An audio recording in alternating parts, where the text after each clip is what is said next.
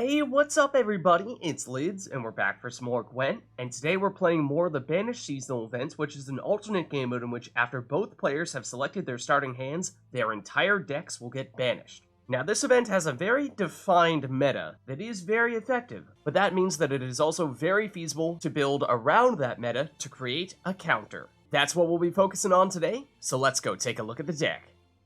So today's deck will be a very simple Arachas Swarm deck, based off a deck that one of my seasonal event friends made, that does three key things. Spawns in a bunch of units, boosts all of those units, and then removes our opponent's tallest units. So of course, our leader ability can give us 5 drones, and we'll also get an additional drone spawned in whenever we play an organic card, and we have several of those.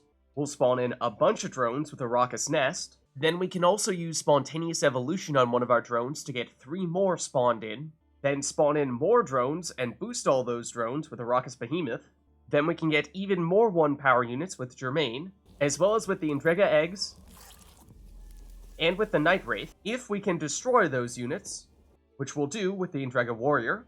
We'll even spawn in a couple of units with Crimson Curse. Then we'll use cards like Yennefer of Vengerberg in the range row to boost all those units, as well as Zoltan Scoundrel in the range row, and Bone Talisman. And once we have 4 or fewer cards in our hand, we can use Chimera to consume one of those drones, or whatever other token we happen to have the most of, and boost all the other ones in that same row. Then because we're focusing on getting as many units out there as possible, rather than focusing all of our power on 1 or 2 units, it is very unlikely that we will have the highest unit on the board, so Scorch can remove our opponent's biggest unit in that case, with little risk of backfiring. Then Villentretenmerth does the same thing. In both cases, it is theoretically possible that it could destroy our own unit, so be careful of that, but this is especially effective against Nilfgaard because of all the T-Boars and Imperial Golems that we see. Of course, we have Heatwave, just outright remove whatever card you want, and even Predatory Dive to get rid of our opponent's weakest unit, and it's especially great at the beginning of the round when their weakest unit could be a very important card, and if we haven't played anything yet, then we won't destroy anything on our side, or worst comes to worst, use 1 charge of your leader ability, and all you're losing is a 1-power drone, and you'll even bring one back at the end of this turn because this is an organic card. So there's a look at the deck, and like I said, it is very simple. The idea is spawn in as many units as possible, boost all those units as much as possible, and then destroy our opponent's strongest units. This is particularly effective against Nilfgaard, which is the meta for this event, because Nilfgaard has some really tall units that are good to destroy, and then if our opponent wants to create copies of our units, then we don't have any one individual unit that is terribly powerful, so they don't get a lot of value out of that. So with all that being said, this is a great Nilfgaard counter deck, but it should work against other opponents as well. So let's go see it in action. Alright, so going up against Nilfgaard here. And we'll go first.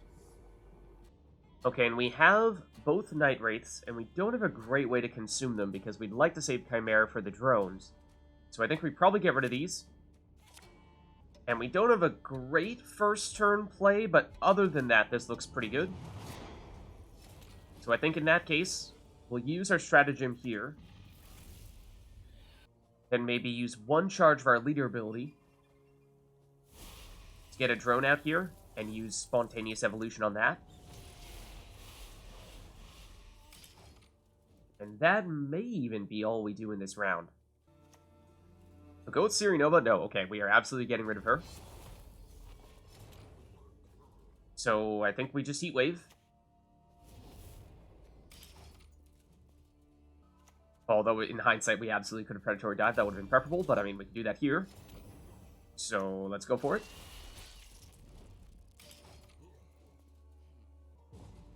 They'll pass. So, in that case, we'll take the round 1 win after getting rid of some of their biggest cards.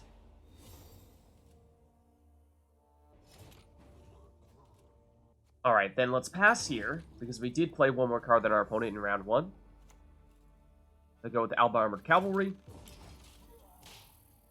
So they'll take the round 2 win.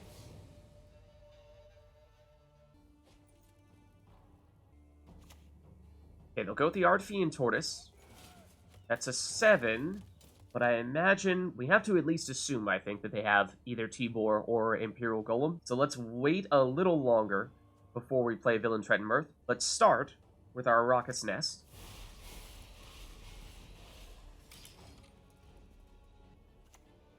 Okay, they'll go Adrenaline Rush. Okay, well, suddenly, That card is becoming a lot more enticing to get rid of. So Villentretenmerth does look nice to play here. 15 would be higher than either Tibor or Imperial Golem. So I think we go for it here. Of course, they could use their leader ability on Villentretenmerth to lock it and create a copy on their side, but that is a bit of a trap, because although they will get the points from Villentretenmerth, that version will still remove their Ardfiend Tortoise, and okay, Yenvo is the right answer in that case. So now we do want to get Crimson Curse out there as quickly as possible because we already don't have enough time for the 5 turns to proc. But we also want to make sure that we put it in a row that actually has units in it. And of course, as soon as we play this, our opponent is going to play every other unit in a different row. So I think we might still wait one more turn before we do this. So in that case, let's load up a bit more on the drones.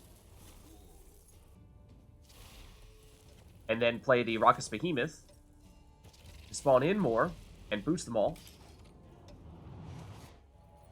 Okay, they will use their leader ability here, and because we have so many doomed statuses, they do get a pretty big boost on their Arachas Behemoth. They use Anna Henrietta to get our leader ability here so they can spawn in more drones of their own. That is unfortunate because although those don't give them that many points, it does make it so that something like Yennefer of Vengerberg is nowhere near as good as it would have been on our previous turn. But it does mean that something like Crimson Curse could make a little more sense here. Obviously, it's a little bit overkill and a bunch of 1-power drones. Then again, we would spawn Ekimaras in the opposite row. We don't have room for Ekimaras in the melee row, so I guess we go range row, just that we're at least getting more units out here.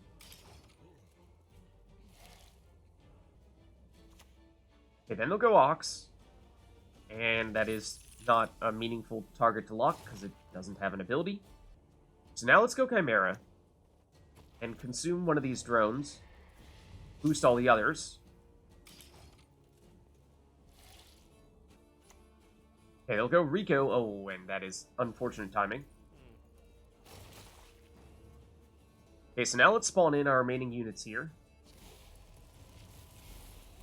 And then I think we want to go with Yennefer of Vengerberg here, because this is most effective when we have more units than our opponent, and I imagine their last card is going to be another unit, so let's go with this.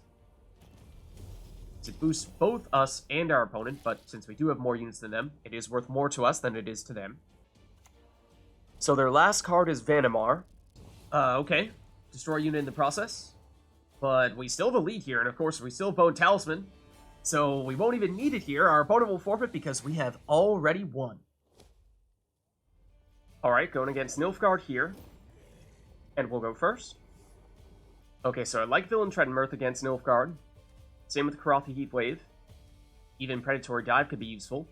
So I think this may work. Let's stick with this. Let's use our stratagem and Endrega Eggs.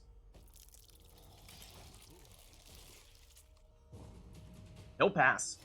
Okay, sure.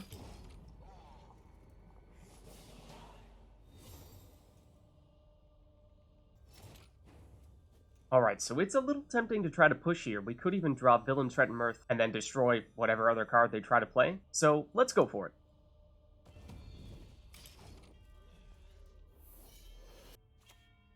Alright, they will lock it. That's well played. But it's not enough for them to pass us here. That means they will need to play one more card, so I think we pass. That way we'll still be on even cards in round 3. Alright, it's Tourney Joust. And that will be enough. So they'll take the round 2 win.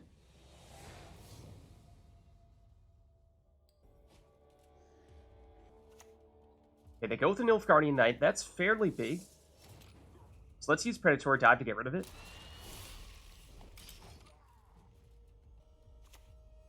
Now they'll go Scout.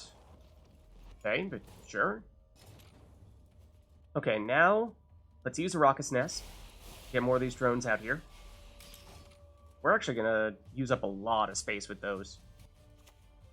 Alright, they'll use Ardfiend Tortoise. Point Slam. Then we probably go with our other Arachas Nest here. I think we need to play it in this range row, otherwise we're at risk of running out of room.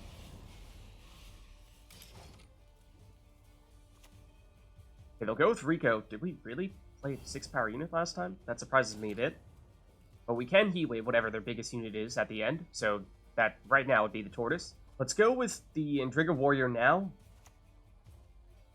And although we'll get rid of drones, it will also spawn more drones in. Alright, they'll give that Spying.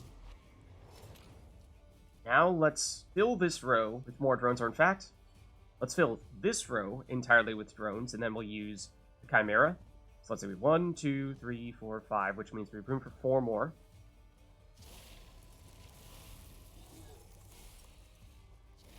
There we are. Now we do this. Consume 1, and boost all the others. Alright, they'll go Living Armor. Now that becomes our potential Heatwave target. But I think we wait till the last minute because they may have bigger units than that. T-Bor would be a 13, so we might want to save Heatwave for that. So let's go Arachas Swarm here, get our last one in. And now Bone Talisman to boost everybody. And although we have just little units here, their Imposter will be pretty big because we have so many statuses. So they are going to get a decent boost on that card, whatever it might be. Sure. Yenvo on a 7-point card, it's something, I'll give you that. Now let's go Bone Talisman. And I'm thinking we may end up heat-waving whatever they use Imposter on here. It's going to be Endrega Warrior, so that will be our biggest card. Let's see, what does that add up to? 12. What is this, T-Bor? Oh, it's Vincent Van Morlehem. You can destroy a card here. I mean, we've already won. And of course, we could Heatwave. It would be the Endrega Warrior here, but not necessary. So we'll take the win. So going up against Nilfgaard here. And they'll go first. Alright, so Heatwave and Villentretenmerth are great against Nilfgaard. We have Endrega Eggs plus Endrega Warrior. That's a good combo as well. In fact, I think we can stick with this here.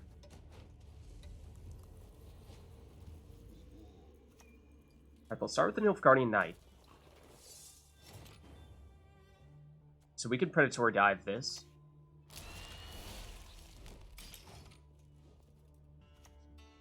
Alright, then Dazbog Runestone. Into Mage Torturer. Then why don't we Endrega Eggs?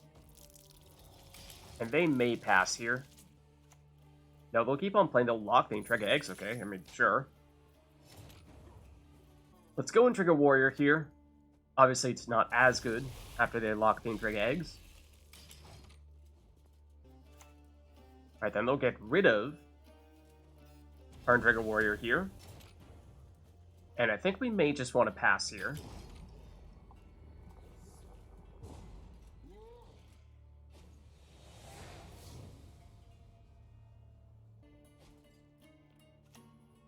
Alright, they are playing. It's Nova. So now let's go Villentretenmerth. Because this will destroy Nova. Unless they use their leader ability to lock it. But if they do, then they're going to destroy their own Nova with their own card. But they will do it. And they'll destroy ours with Vanamar. So now let's just get some points down there. Let's go Germain.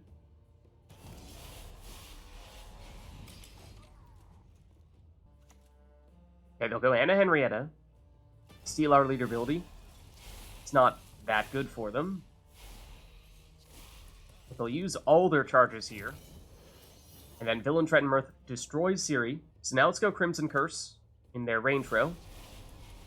And spawn in another cow. He'll pass. And we probably should have been prepared for that and used at least one charge of our leader ability, because we do need to play at least one thing here. So I guess we go Zoltan.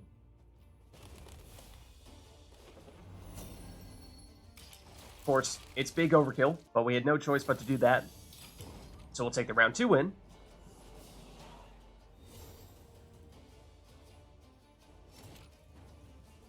Alright, so now let's use the leader ability charge. And let's use Spontaneous Evolution on this drone to spawn in a bunch more. Alright, they'll purify our drone. Sure.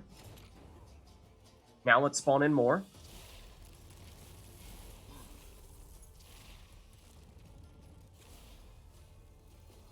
Then we'll use Chimera. Consume one of them. And boost the others. And they'll forfeit. because they know we've already won.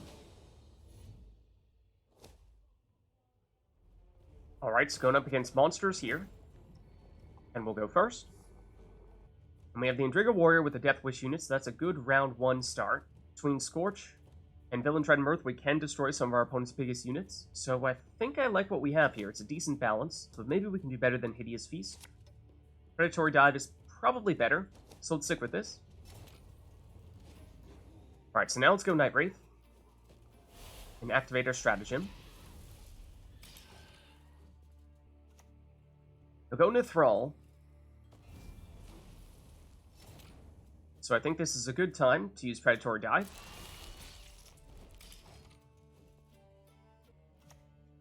Now they'll use the Apiarian Phantom. And same idea here.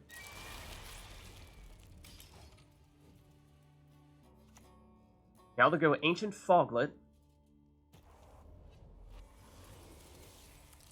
And they'll start to use their weather effects. So there's something to be said for passing here, but I think we go one more play with Endrega Warrior.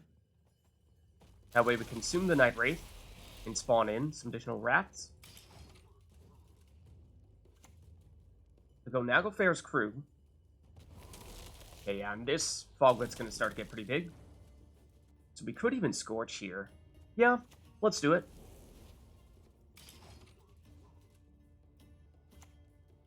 Alright, they're going to Eredin here. They're still playing.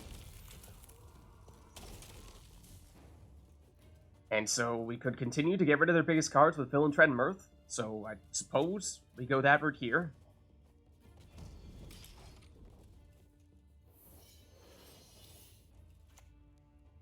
Then they'll go Red Riders for more Frost. And if we pass here, we'll get rid of Eredin. They'll go with an Unknown Conqueror. And that should be enough for them. So they'll take the round 1 win.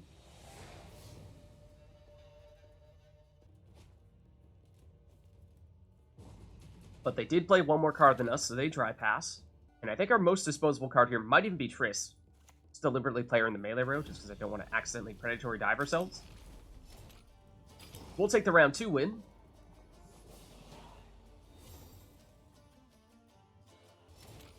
So now let's start with Germain. Help us get out more units. We'll go with the Beast. And Germain actually is bigger than the Beast at the moment, so it will get boosted. Let's spawn in another cow. Then let's spawn in more of our drones here. And at least fill that row. Now use Zoltan. Boost everyone up.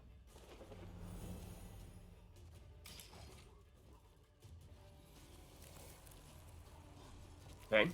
Sure, they'll use the last of their leader ability charges. And it's Oberon. That could be a decent point slam. Yeah, it's another Conqueror.